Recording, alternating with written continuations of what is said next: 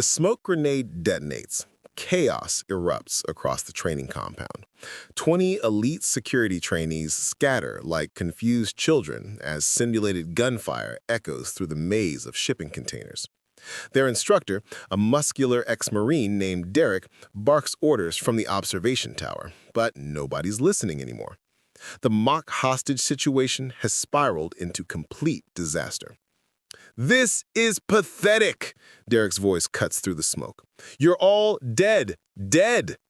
Standing at the edge of the kill zone, watching the catastrophe unfold, is Riley Matthews, 28 years old, 5'4", quiet, forgettable. The new assistant instructor who showed up 3 weeks ago with her neatly tied ponytail, oversized jacket, and eyes that never quite met anyone's gaze. Nobody takes her seriously. Not Derek, not the trainees, not even the admin staff who misspell her name on the roster. When she tried to suggest a different approach to today's exercise in the morning briefing, Derek had basically shut her down. "Sweetheart, why don't you stick to filing reports and let the real operators handle tactics?" The trainees had snickered. Riley had gone silent, shrinking back into the corner of the room like she always does. Now, as the training exercise collapses into humiliating failure, she stands there, small, unnoticed, seemingly powerless. Before we continue, hit that subscribe button and drop a comment telling us which country you're watching from. We love knowing where our viewers are. Riley Matthews wasn't supposed to be here. She'd taken this job at Blackstone Security Training Academy because she needed something quiet, something normal. After years of a life nobody here could imagine, she wanted to disappear into the background, collect a paycheck, and avoid attention. On paper, she was just another administrative hire with a vague military background, the kind of person you'd never look at twice in a crowded room. Exactly what she wanted. What nobody at Blackstone knew, what nobody could know, was that Riley Matthews had spent the last 8 years as a hand-to-hand combat instructor at Naval Special Warfare Center. Not for regular sailors, for Navy SEALs. She trained some of the deadliest operators in the world. Men twice her size had tapped out beneath her holds. Elite soldiers had learned to fear the quiet woman who could dismantle their techniques in seconds. She held certifications in Krav Maga, Brazilian Jiu-Jitsu, tactical weapons retention, and close-quarters battle strategy that most people couldn't even pronounce. But teaching SEALs had cost her everything. The pressure, the politics, the trauma of watching students she'd trained come home in caskets. After her last class graduated and deployed to a mission that went sideways, a mission where 3 of her students didn't come back, Riley had walked away. She'd buried her credentials, changed her resume, and accepted this civilian training position under the radar. She wasn't hiding from the enemy. She was hiding from herself. The first week at Blackstone, Riley had watched Derek run drills that made her physically wince. Tactical errors everywhere. Trainees learning bad habits, dangerous techniques that would get someone killed in a real situation. She'd tried, gently, to offer feedback. Derek had shut her down in front of everyone. "I've got 15 years of Marine Corps experience. What do you have? A college degree and a nice smile?" The trainees had laughed. Riley had stopped speaking up. Week 2, one of the trainees, an arrogant ex-cop named Marcus, had started the jokes. "Hey Riley, can you grab us coffee? Riley, did you get lost on the way to the yoga studio? Maybe we should get you a helmet. Wouldn't want you to hurt yourself watching us work." She'd endured it silently. Week 3, during a defensive tactics demonstration, Derek had pulled her in front of the class. "Riley, come here. Let's show these guys a basic wrist escape." He'd grabbed her arm roughly, clearly planning to demonstrate on her like she was a prop. "See, when someone grabs you like this..." Riley had gone completely still. Every instinct in her body had screamed to reverse the hold, drop him to the mat, and make him regret touching her.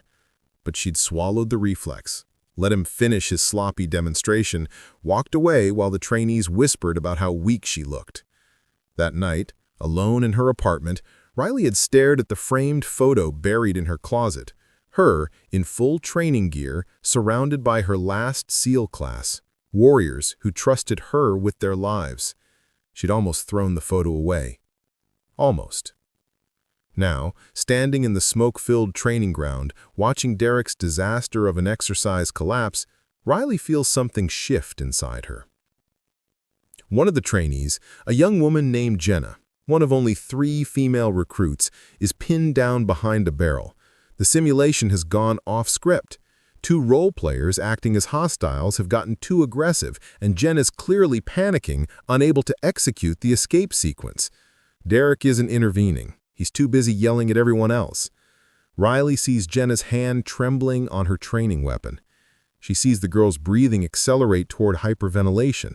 She sees exactly how this ends. Another woman washing out of the program because nobody bothered to teach her properly. Something breaks. Riley moves. She doesn't think, doesn't hesitate. Muscle memory takes over. 8 years of muscle memory that doesn't know how to stay quiet anymore. She crosses the 30 feet to Jenna's position in seconds, moving with a precision that makes the chaos around her seem choreographed. She drops beside Jenna, her voice calm but commanding. Breathe. 2 counts in, 4 counts out. Now. Jenna's eyes go wide. I can't. Yes, you can. Watch me. Riley stands. The 2 role players round the corner, training weapons raised. They're expecting Jenna, easy prey. They get Riley instead. She doesn't hesitate, doesn't warn them. Her movement is liquid, economical, beautiful in its efficiency. She closes the distance before the first role player can react, redirects his weapon with one hand while her other hand strikes his solar plexus, controlled, precise, enough to make him double over without causing real injury. She uses his falling momentum to pivot into the second role player, executing a textbook weapons retention technique that strips his training rifle in less than a second. Both men are on the ground before anyone watching can process what happened. The smoke begins to clear. Everyone stops. Derek's voice cuts off mid-sentence. Riley stands in the center of the kill zone, holding a training rifle she's just taken from 2 men twice her size, her breathing barely elevated. Jenna stares up at her like she's witnessing a magic trick. Marcus, the cocky ex-cop, has his mouth literally hanging open. "What the hell was that?" Derek finally sputters, climbing down from the observation tower. Riley hands the training weapon to Jenna. "That was the technique you should have taught them 3 weeks ago. Weapon retention, close quarters disarm, and situational dominance." She meets Derek's eyes for the first time since she started working here. "Sir." The entire training ground has gone silent. Derek's face flushes red, not with admiration, with humiliation. "You think you're hot shit," he snaps, storming toward her. "You get lucky with 2 role players who weren't expecting you and suddenly you're an expert?" Riley doesn't respond. "Fine," Derek turns to the trainees. "Everyone gather up. Change of plans." He points at Riley. "Our assistant instructor here thinks she can do better, so let's test that." He gestures to Marcus and 3 other trainees. All men, all former military or law enforcement, all built like linebackers. 4-on-1, full contact defensive drill. Let's see if she can back up that cute little demonstration. The trainees exchange glances. This isn't standard protocol. This is Derek's ego talking. Riley should walk away, should refuse, should remind him that she's not here to prove anything. But she sees Jenna watching, sees the other 2 female recruits in the crowd, sees how every woman here is holding her breath, wondering if Riley will fold. She thinks of her SEAL students, of the last conversation she had with Lieutenant Commander Dawson before she left the program. "You're the best instructor I've ever seen, Matthews. Don't let the world make you small." Riley removes her jacket. Underneath, she's wearing a simple black athletic shirt. Her arms are lean but defined, the kind of muscle that comes from functional combat training, not a gym. "Full contact?" she asks quietly. Derek smiles cruelly. "Full contact." "Okay." The 4 trainees form up. Marcus grins. "Nothing personal, Riley." "I know," she replies. Then she adds, "You should fix your stance. Your lead foot's too far forward." Marcus frowns. Riley moves. What happens next will be talked about at Blackstone Academy for years. She doesn't fight 4 men. She flows through them like water. Marcus comes in first. Predictable, overconfident. Riley redirects his momentum with a hip throw that sends him crashing into the trainee behind him. 2 down in 3 seconds. The 3rd trainee tries to grab him from behind. Rookie mistake.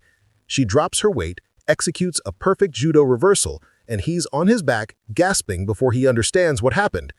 The fourth trainee, a former Army Ranger who actually knows what he's doing, approaches cautiously. Riley respects that. She feints left. He doesn't bite. Good. They exchange strikes for maybe 10 seconds. A real exchange, technical and controlled. Then Riley sees the opening. She slips inside his guard, controls his elbow, and takes him to the ground with a joint lock so precisely applied that he taps out immediately to avoid injury. 4 men. 22 seconds. Riley stands in the center of the training mat, breathing slightly harder now, but completely controlled. The entire academy is dead silent. Derek's face has gone from red to white. One of the trainees starts clapping, then another. Then Jenna joins in, and within seconds, the entire group is applauding. Marcus pulls himself to his feet, rubbing his shoulder. He looks at Riley with something like awe. "Who the hell are you?" The academy director, a retired Navy captain named Elizabeth Cordero, had been watching from the admin building. She arrives at the training ground 15 minutes later. "My office," she says to Riley. "Now." Riley expects to be fired. Instead, when the door closes, Captain Cordero pulls a file from her desk drawer. "I did some digging after you were hired," Cordero says quietly. "Your references were vague. Your resume had gaps, so I made some calls." She slides the file across the desk. It's Riley's real service record. Naval Special Warfare Center, Chief Combat Instructor, 8 years. Commendations from SEAL Team 3, Team 5, and DevGru. Cordero looks up. "You trained operators. Why are you here?" Riley's throat tightens. "I needed to step back. I know what happened on that deployment. I know you lost students." Cordero's voice softens. "But hiding your skills doesn't honor their memory, Riley. Using them does." Riley's eyes burn. "Blackstone needs a real head of tactical training," Cordero continues. "Derek's being reassigned. I want you to take over the program. Full authority. Design the curriculum, train these people the right way." Riley looks at the file, at her old life staring back at her. "I don't know if I can," she whispers. "You just took down 4 trained men in 20 seconds while making it look easy," Cordero replies. "You can. The question is, will you?" That afternoon, Riley stands in front of the assembled trainees. Derek is gone. The room is quiet. Jenna sits in the front row, eyes bright with hope. "My name is Riley Matthews, and I'm going to teach you how to survive." Marcus raises his hand. Are you really a SEAL instructor?" "Former," Riley corrects. "I trained Navy SEALs in close quarters combat. Now I'm here to train you. And I promise you this," she looks at each of them, "I will never let you fail because you weren't taught properly. I will push you, I will challenge you, but I will never humiliate you, and I will never let you quit on yourself." Jenna's hand shoots up. "Can you teach me what you did today, the disarm?" Riley smiles, really smiles, for the first time in months. "That's exactly what I'm here for." Over the following months, Riley rebuilds the entire program. The training becomes harder, more precise, more real, but also more respectful, more empowering. Jenna and the other female recruits flourish under Riley's instruction. Marcus becomes one of her most dedicated students, his arrogance replaced by genuine humility and skill. Word spreads throughout the private security industry. Blackstone Academy becomes known for producing the best-trained operators in the civilian sector. And Riley, the quiet woman everyone underestimated, becomes something she never expected, a legend. Not because she demanded respect, but because she earned it. 6 months later, Riley receives a letter. It's from Lieutenant Commander Dawson, her old commanding officer. "Heard you're back in the fight. Different uniform, same warrior. Your students from Class 219 would be proud. I know I am. Dawson." Riley pins the letter to her office wall. Next to it, she places that photo from her closet, her last SEAL class, smiling despite the hell they were about to walk into. She doesn't hide anymore. She doesn't shrink. She stands tall.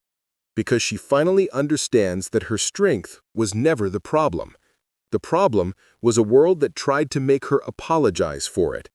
And Riley Matthews is done apologizing.